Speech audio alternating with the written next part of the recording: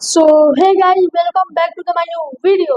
तो हमारा सब्जेक्ट है मैथ और हमारे प्रश्न है निम्नलिखित संख्याओं को घातांकीय रूप में व्यक्त कीजिए। मतलब इसको घातांकीय रूप में इस प्रश्न को व्यक्त करना है। तो हम लोग जाने आगे कैसे करना है। तो पहला प्रश्न है 7 गुना 7 मतलब 3 को 7 है। तो इसको हम लोग कैसे घातांक में व्यक्त कर सकते हैं।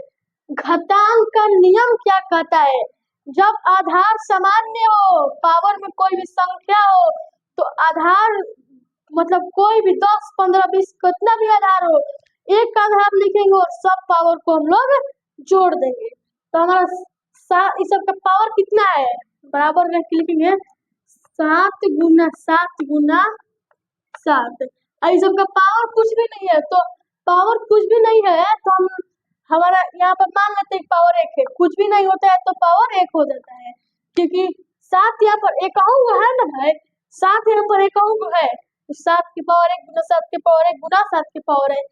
तो हम लोग देखते हैं कि आधार तीनों का सामान्य है, तो बराबर में आप कितना भी आधार हो, 10, 15, 20 कितना भी, उसको हम लोग एक आधार लिख देते हैं। तो हम एक आधार लिख देंगे 7, हमारा पावर जो है ना ये सब जुट जाएगा। तो 1 प्लस 1 प्लस 1, तो 1 मतलब 1 प्लस 1 2, 2 प्लस 1 3, तो 7 प्लस 1 3।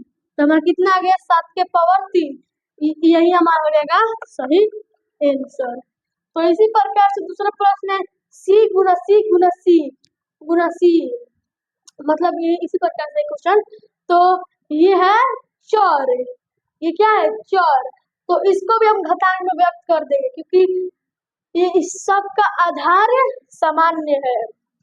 आधार सामान्य हो और पावर जो है ना, पावर सब जोड़ देते हैं आधार एक लिखकर, तो सब इतना आधार है, तो सी गुना सी गुना सी गुना सी गुना सी, तो हमारा आधार कितना है, इस कुछ भी नहीं है तो हम मान लेते हैं 1 1 1 1 1, क्योंकि एकाउंट गुस्सी है ना, सब एक गुस्सी है ना, एक एक आधार, इसका पावर एक एक है।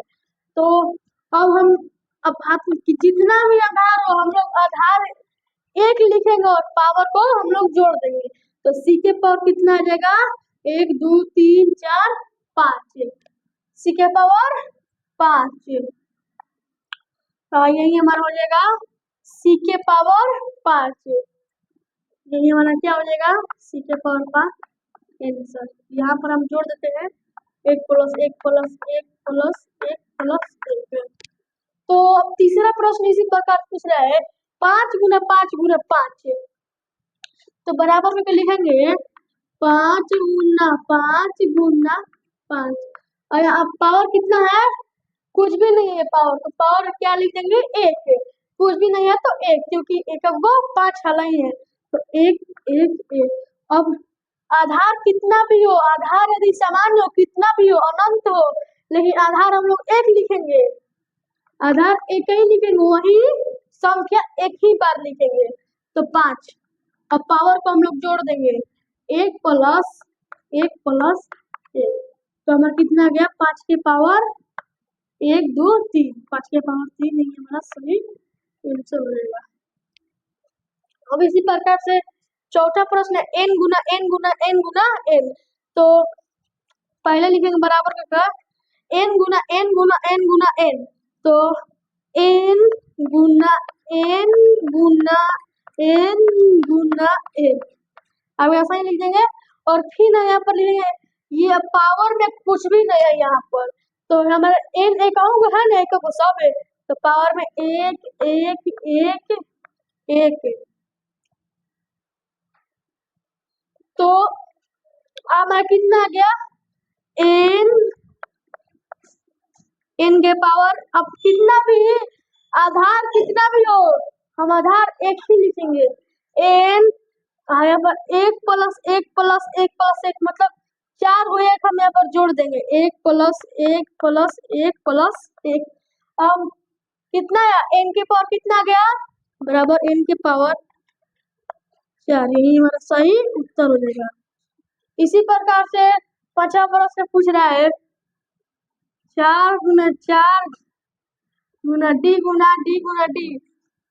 तो इसको भी हम हल निकालते हैं क्योंकि यहाँ पर ये दोनों आधार समान है ना, तो आधार समान है, कितना भी आधार हो हम एक आधार लिखेंगे 4।